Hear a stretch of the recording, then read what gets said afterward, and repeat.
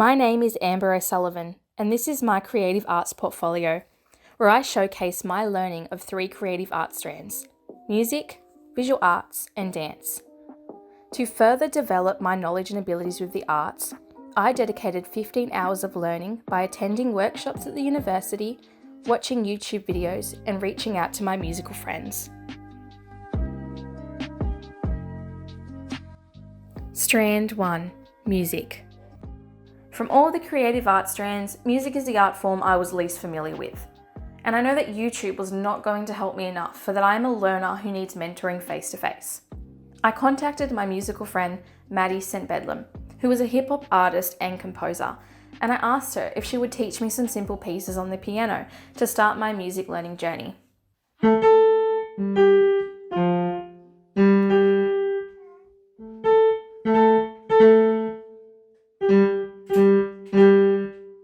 Up.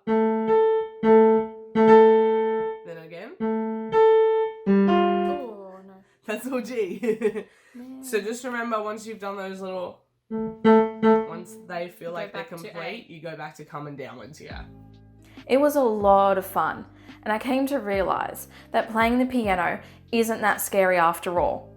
There was a feeling of satisfaction when I could complete a small tune.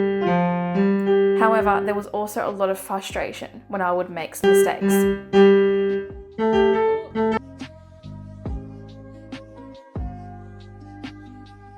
But I kept trying and ended up learning 2 songs. Mary Had a Little Lamb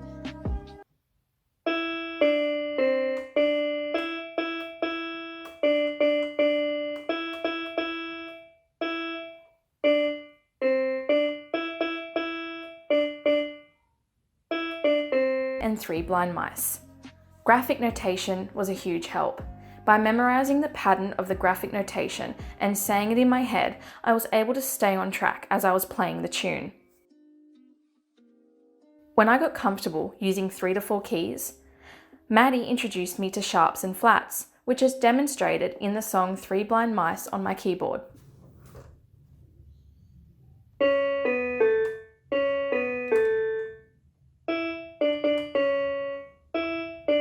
Jacobs 2018 highlights that engagement with music, such as learning an instrument, has powerful effects to the brain, which results to developing positive effects to academic achievements.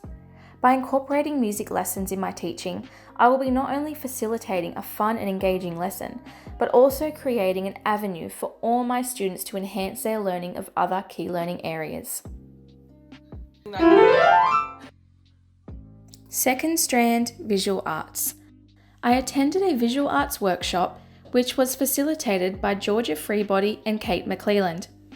In this workshop, I had the opportunity to use various materials to explore my creativity.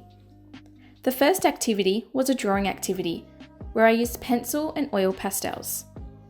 I used natural objects to inspire my drawing creation.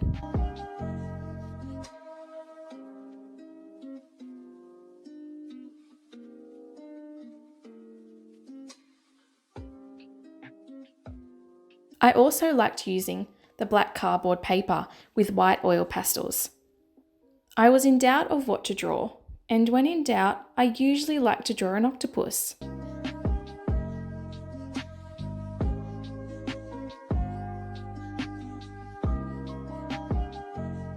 I especially enjoyed using the water and ink technique, using an ink nib to splatter and draw with the ink over the water strokes on the watercolour paper. This form of art inspired me the most, and I cannot wait to use this idea in the classroom. This type of art is my newfound hobby. Georgia approached the workshop in a constructivist manner and allowed us to explore our creativity with little guidance except for the basic skills and materials required. The 2 facilitators made it known that visual arts is creativity-based, unique and open-ended, and a way to self-express. I really enjoyed making a monster with clay. This is a great sensory activity involving the use of hands and various tools. I created a ceramic pinch pot and used skills such as shaping and smoothing till I was happy with my result. but it was when I painted my little monster. That's when he came to life. It was evident that the purpose of engaging in visual arts is the process and not the final product, for that everyone's final product was different, but we all gained the same great experience during the process. Furthermore, through this experience, I have found my artistic abilities that I once knew I had when I was 10 years old. It opened up a language of mine that was pushed to the back of my brain and now ready to flourish and travel with me to my future classroom. I learnt ways that I can implement visual arts in the classroom and integrate it to other key learning areas. Third strand, dance. While engaging in dance, the skills I developed were coordination, body awareness, and rhythm. So if you look at it from the side, I'm always doing that. 1, 2, 3, 4, 5, 6, 7, 8. I began watching YouTube videos of the basics, and I wasn't finding this way of learning engaging or fun. In fact, it was so boring that my son would fall asleep while I danced and carried him on my back. So I decided to reach out to an up-and-coming hip-hop dancer, who I am proud to say is my daughter. Malia was able to share her skills with me and show me some new moves she's learning at her hip-hop lessons. We did a group collaboration where we both choreographed routines together. I followed her lead, and after lots of repetitive practice and instruction, I was able to produce a dance routine.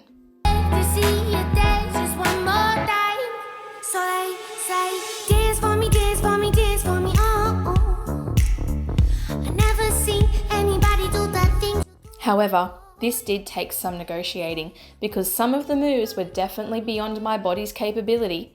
And when you're done, Dance is an enjoyable way to get students not only active but engaged in kinesthetic and embodied learning. It is also a fantastic social activity, and this is evident in the bonding myself and my daughter experienced in these dance sessions together.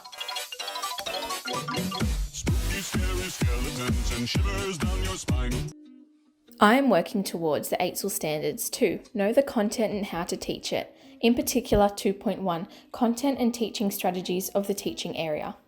I have come to know some creative arts content and how to teach it. And 6, engage in professional learning, in particular 6.2. Engage in professional learning and improve practice. The workshop at the university was appropriate for professional learning, and I have built the confidence and appreciation of the arts.